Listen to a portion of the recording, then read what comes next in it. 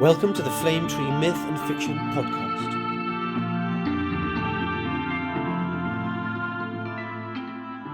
So on today's episode we have two chilling horror short stories.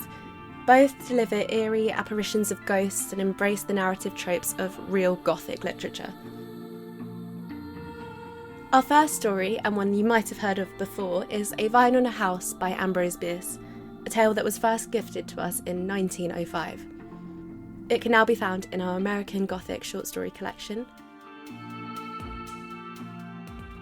And now, A Vine on a House by Ambrose Bierce. About 3 miles from the little town of Norton in Missouri, on the road leading to Maysville, stands an old house that was last occupied by a family named Harding. Since 1886, no one has lived in it, nor is anyone likely to live in it again. Time and the disfavour of persons dwelling thereabout are converting it into a rather picturesque ruin. An observer unacquainted with its history would hardly put it into the category of haunted houses, yet in all the region round such is its evil reputation. Its windows are without glass, its doorways without doors, there are wide breaches in the shingle roof, and for a lack of paint the weatherboarding is a dun grey. But these unfailing signs of the supernatural are partly concealed and greatly softened by the abundant foliage of a large vine overrunning the entire structure. This vine, of a species which no botanist has ever been able to name, has an important part in the story of the house. The Harding family consisted of Robert Harding, his wife Matilda, Miss Julia Went, who was her sister, and 2 young children.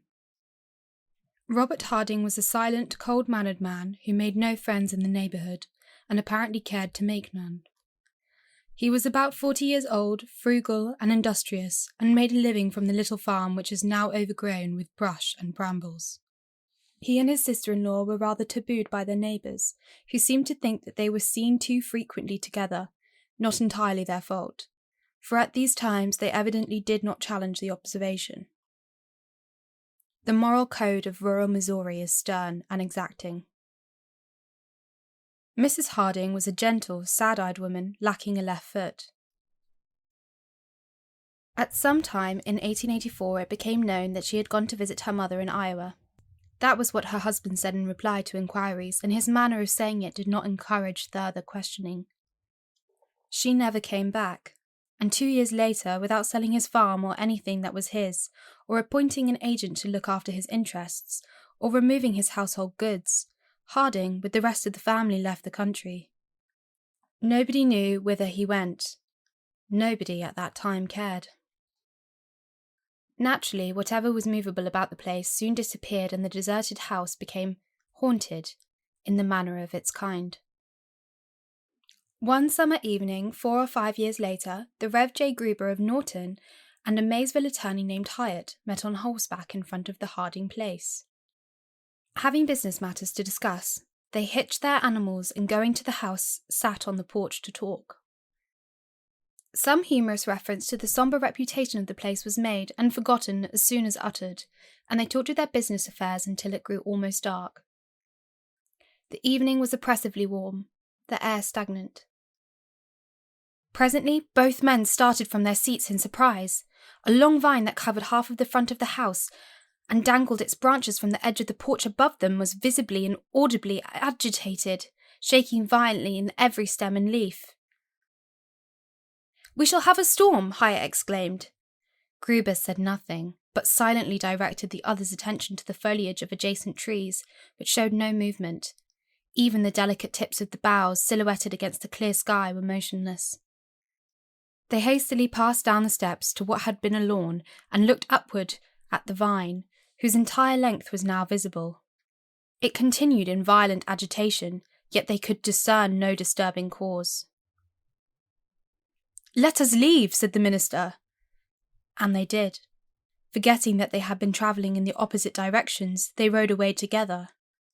They went to Norton, where they related their strange experience to several discreet friends.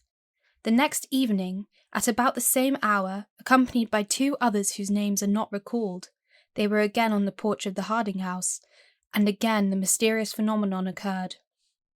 The vine was violently agitated while under the closest scrutiny from root to tip, nor did their combined strength applied to the trunk serve to still it. After an hour's observation they retreated, no less wise, it is thought, than when they had come. No great time was required for these singular facts to rouse the curiosity of the entire neighbourhood. By day and by night crowds of persons assembled at the Harding house, seeking a sign. It does not appear that any found it, yet so credible were the witnesses mentioned that none doubted the reality of the manifestations to which they testified. By either a happy inspiration or some destructive design, it was one day proposed, nobody appeared to know from whom, the suggestion came to dig up the vine, and after a good deal of debate, this was done. Nothing was found but the root, yet nothing could have been more strange. For 5 or 6 feet from the trunk, which had at the surface of the ground a diameter of several inches, it ran downwards, single and straight, into a loose, friable earth. Then it divided and subdivided into rootlets, fibres and filaments, most curiously interwoven. When carefully freed from the soil, they showed a singular formation. In their ramifications and doublings back upon themselves, they made a compact network, having in size and shape an amazing resemblance to the human figure. Head, trunk and limbs were there, even the fingers and toes were distinctly defined, and many professed to see, in the distribution and arrangement of the fibres, in the globular mass representing the head, a grotesque suggestion of a face. The figure was horizontal. The smaller roots had begun to unite at the breast. In point of resemblance to the human form, this image was imperfect. At about 10 inches from one of the knees, the cilia forming that leg had abruptly doubled backward and inward upon their course of growth. The figure lacked a left foot. There was but one inference, the obvious one. But in the ensuing incitement, as many courses of action were proposed as there were incapable counsellors. The matter was settled by the sheriff of the county, who, as the lawful custodian of the abandoned estate, ordered the root replaced and the excavation filled with the earth that had been removed. Later, inquiry brought out only one fact of relevancy and significance. Mrs. Harding had never visited her relatives in Iowa, nor did they know that she was supposed to have done so. Of Robert Harding and the rest of his family, nothing is known. The house retains its evil reputation, but the replanted vine is as orderly and well-behaved a vegetable as a nervous person could wish to sit under of a pleasant night.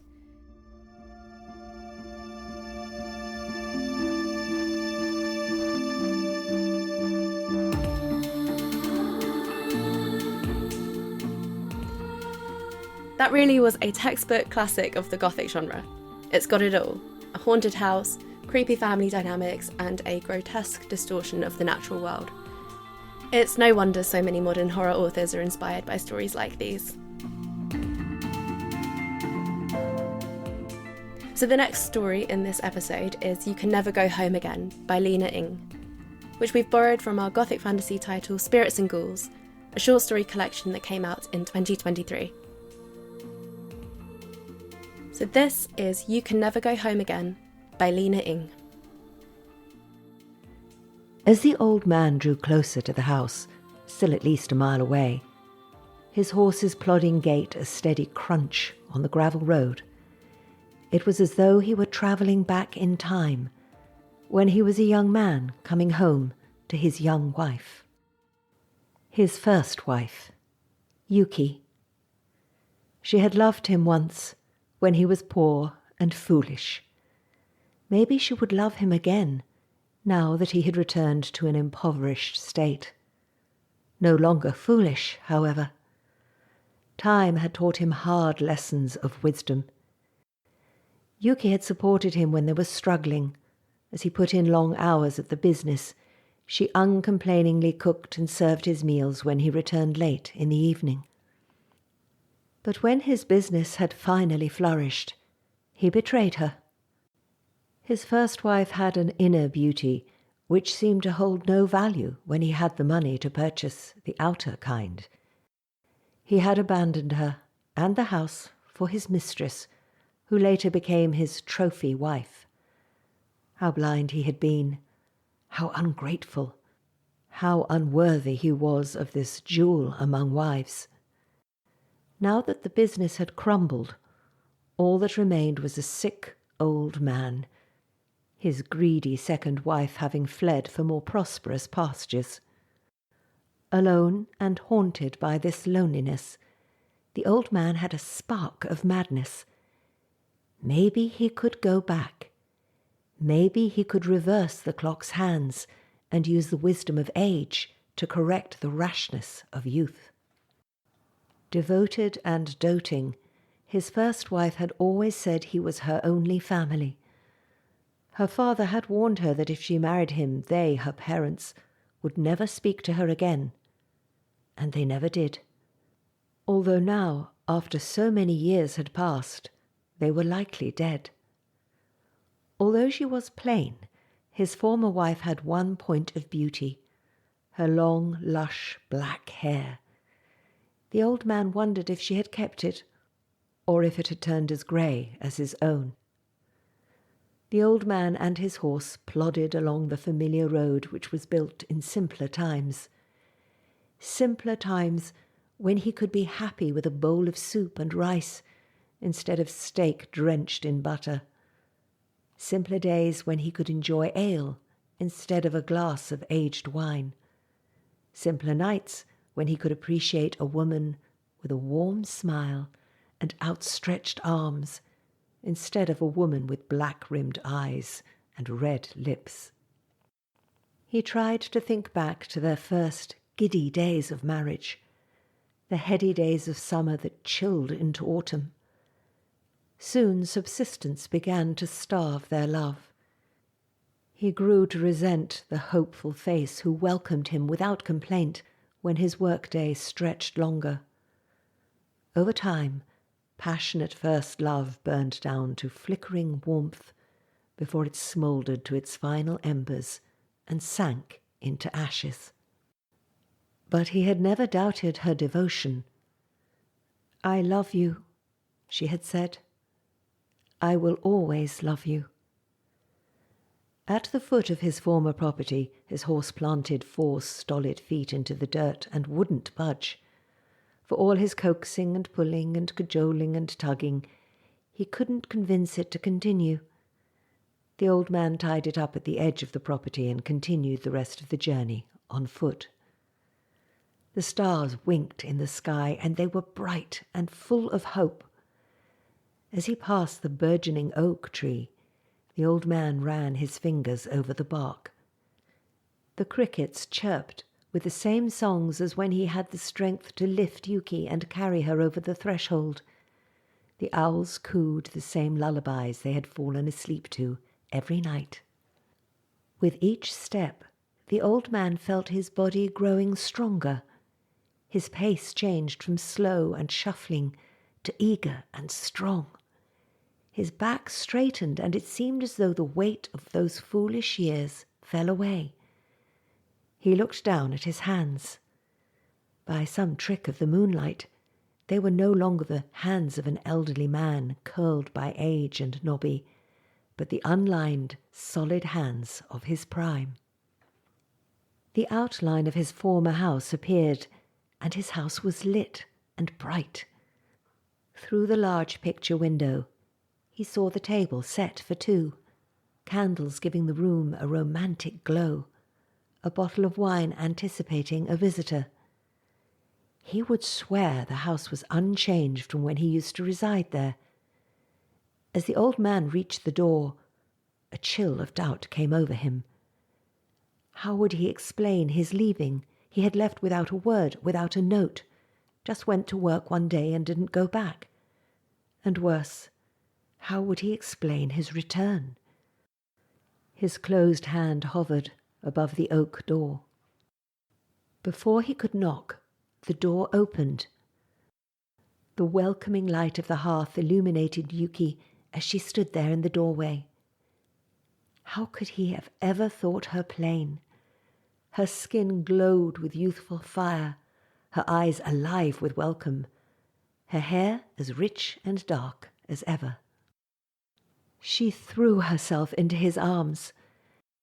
"Takashi," she murmured into his ear, "I waited for you. All these years, I've been waiting for you." His words fell away. He touched her beautiful, soft hair, lush and black as ever it was.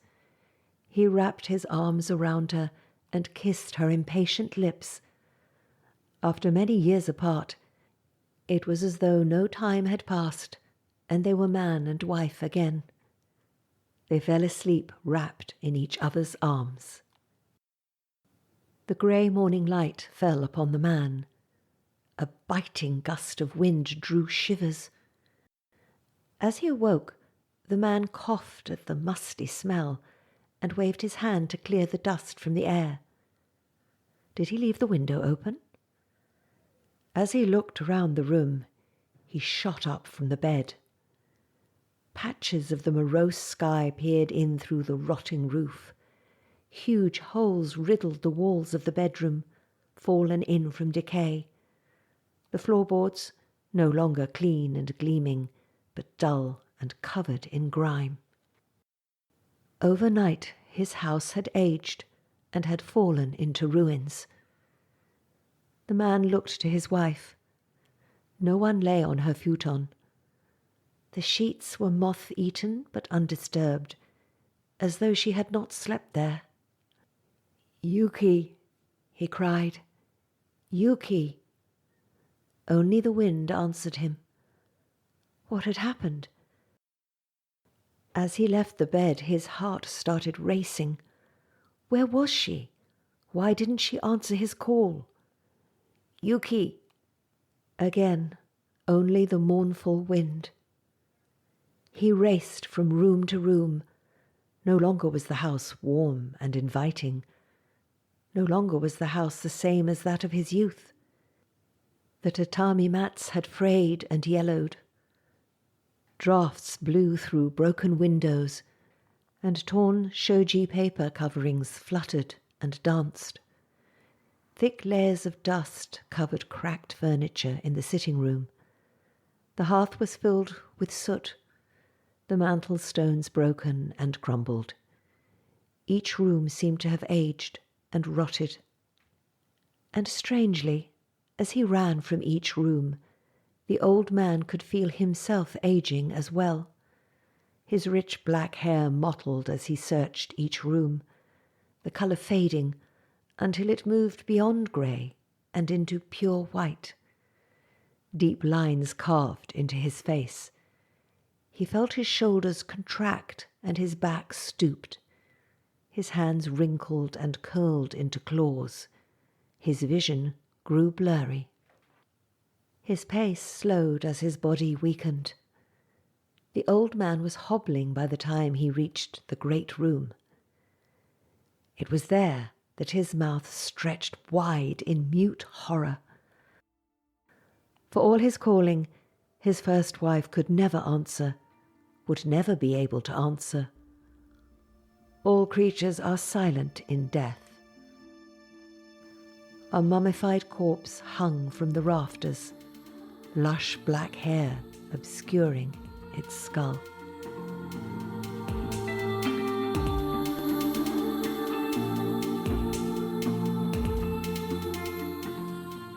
Okay, that was such an unsettling ending, and a very creative interpretation of the anthology's Spirits and Ghouls theme. Just want to say a big thank you to our authors and narrators. If you want to read more stories like these, be sure to look at the rest of the stories in our American Gothic and Spirits and Ghouls short story collections, or any of our many other horror titles for that matter. We've got lots.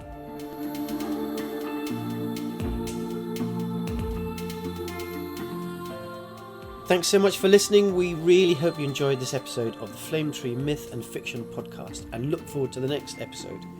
Do recommend it to your friends. Goodbye for now.